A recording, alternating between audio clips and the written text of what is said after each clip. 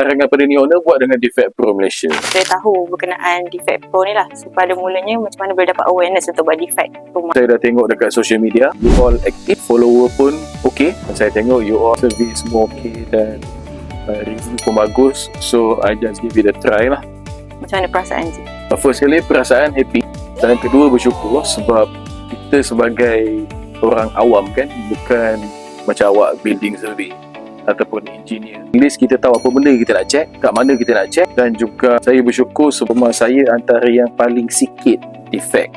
Mungkin ada nasihat Encik kepada owner lain. Bagi saya, kita dah habis duit banyak untuk beli rumah. But at least you tahu dekat mana ada leakage, mana ada crack, dekat mana ada hulu, lepas tu dekat mana ada damage ataupun benda-benda yang cat uneven apa semua. Sebab kita tak tahu nak check kat mana.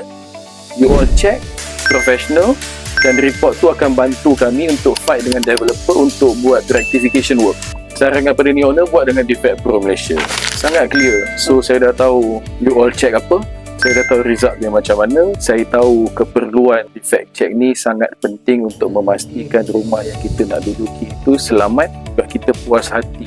Dan insyaAllah nanti rumah-rumah kita yang lain pun kita akan bagi you all juga. Mantap.